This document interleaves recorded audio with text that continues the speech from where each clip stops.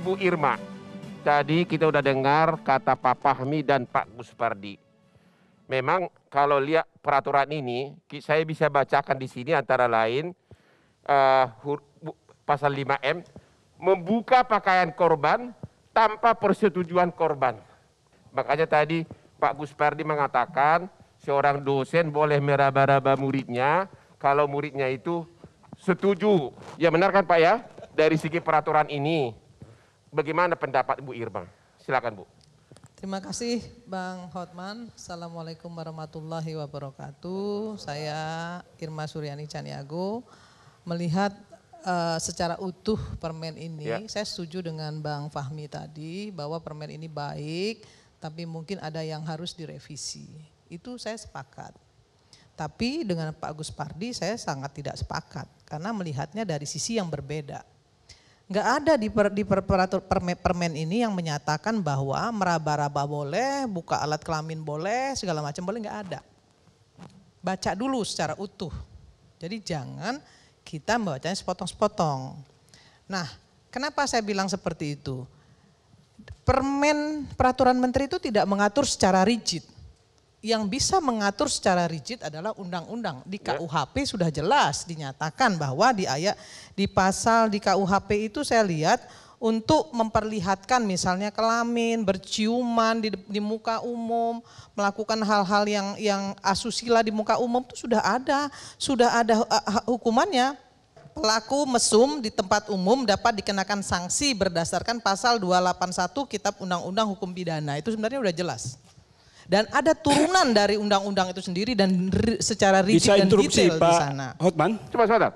Itu saya belum selesai, nanti Bapak boleh Bapak boleh. Iya, Bapak boleh.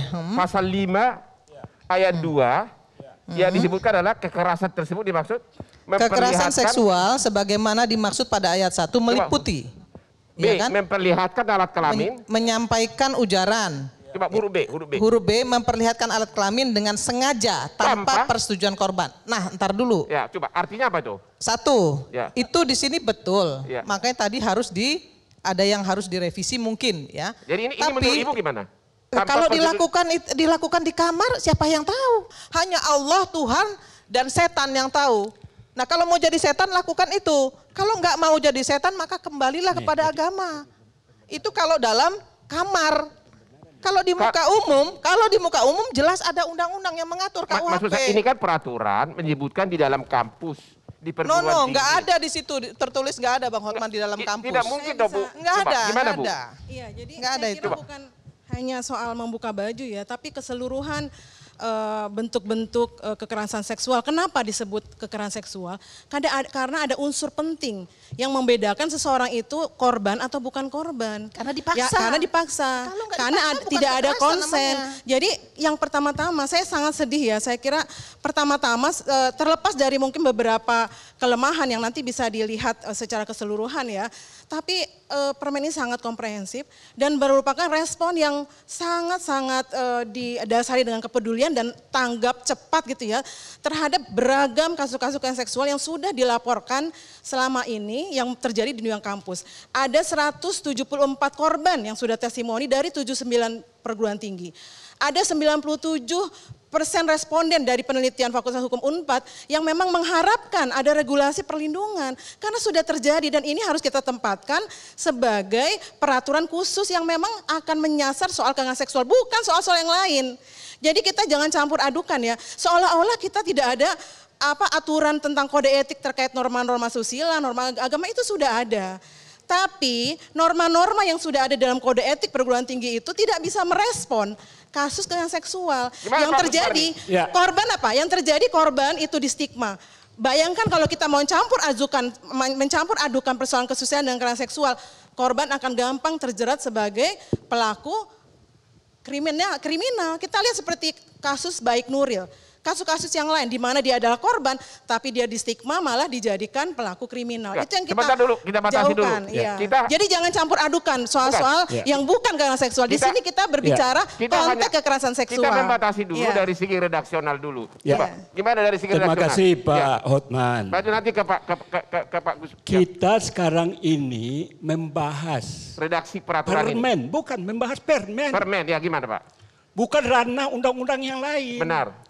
Artinya apa? Artinya Bapak nggak ngerti aturan, Bapak nggak ngerti aturan. Kalau Bapak nggak ngerti aturan, Bapak nggak usah bicara. Saya minta maaf Pak ya, dari sisi mana ini bertentangan? Kalau saya ngomong dari sisi mana ini bertentangan? Coba bayangkan Pak Hotman. Aturan itu permen, Pak undang-undang itu Hotman, peraturan. coba Nggak bayangkan ngerti berarti ketika Anda. beliau Ibu Irma ngomong saya diam. Tolong beri waktu saya. Katanya kan tadi boleh disahut. Tetapi ketika ya? saya bicara, apa yang disampaikan?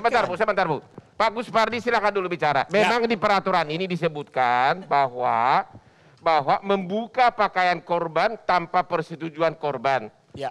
Bagaimana? Kita pada hari ini, malam ini, bicara tentang peraturan. Benar nggak ini permen Redaksinya begitu. Artinya apa? Kalau seandainya bertentangan dengan undang-undang, berarti apa? Aturan ini di bawah daripada undang-undang, di bawah dari PP, dan baru berada pada permen. Ya.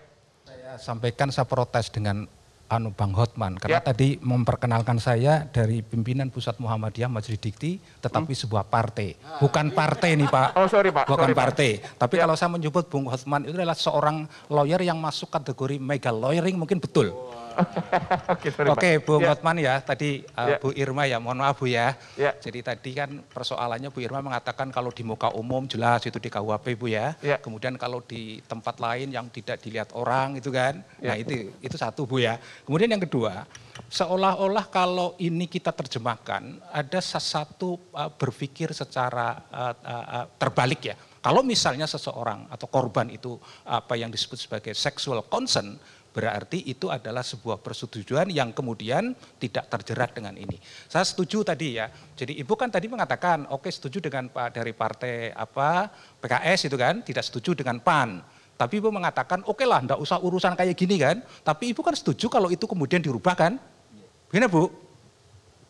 Direvisi maksud saya, kalimat yang seperti itu. Ya, yang saya maksud dengan direvisi itu adalah tadi Bang Fahmi mengatakan bahwa ada yang kurang lengkap. Oke. Bukan direvisi, direvisi. dilengkapi. Saya bilang direvisi. Ya, direvisi dan dilengkapi silakan. Oke, tetapi itu direvisi toh Bu, kata kuncinya ya, direvisi tapi Bu, bukan dengan kalimat seperti yang disampaikan Bang Gus Pardi tadi, bahwa seolah-olah di kampus itu boleh melakukan telanjang, boleh melakukan macam-macam, itu nggak benar. Ya. Dalam pasal ini nggak ada itu. Betul ya. Betul nggak Pak? Iya ya. Nah, Saya itu kira dulu, saya- itu dulu. Masalah tafsiran. Itu dulu. Itu yang saya sepakati dengan Bapak sama. Boleh, Dengan kalau Bang, gitu- dengan Bang saya Fahmi kira nggak tadi perlu saya sama. direvisi. Kalau gitu- Mungkin saya Kalau bisa ada hal-hal yang kurang Saya mau bagus, tanya dulu langsung itu ke nggak ada masalah. Ibu Sri Wiyanti dulu, selaku dosen. Coba. Ibu Sri, gimana pendapat Ibu sebagai dosen ini? Ya, Halo Bu Sri. Assalamualaikum warahmatullahi wabarakatuh. Shalom, Om Swastiastu, Namo Buddhaya, salam kebajikan dan selamat siang Bapak Ibu. Kalau saya langsung saja sebagai dosen dan sebagai sivitas akademis, maka kita harus melihat peraturan ini secara jernih. Pertama, sifat dari peraturan ini adalah sebagai pelengkap. Pelengkap apa? Yang pertama ingat bahwa selain dari peraturan Menteri Diknas ya, Mas Menteri Pendidikan kita, sebetulnya sudah ada surat edaran atau keputusan ya Dirjen Agama untuk pelakuan penghapusan kekerasan seksual di perguruan tinggi agama yang di bawah Departemen Agama. Nah, itu sudah ada sejak tahun 2019. Nah, sebetulnya peraturan ini melengkapi supaya penghapusan kekerasan seksual tidak hanya di perguruan tinggi berbasis agama. Itu yang pertama. Yang kedua, bahwa kalau di dalam universitas, semua universitas itu memiliki apa yang disebut dengan kode etik. Baik kode etik mahasiswa dan kode etik dosen. Apa yang telah Bapak sebutkan tadi sudah diatur di dalam kode etik dosen ataupun kode etik mahasiswa. Ini berbeda dengan kekerasan seksual. asusila itu adalah perbuatan yang melanggar kepatutan, ya.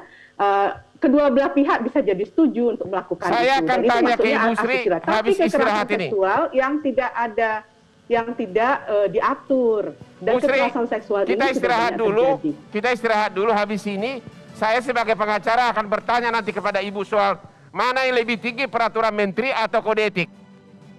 Ya, habis ini kita ketemu lagi sesudah jeda ini. Jangan kemana-mana, tetap di Hot Room.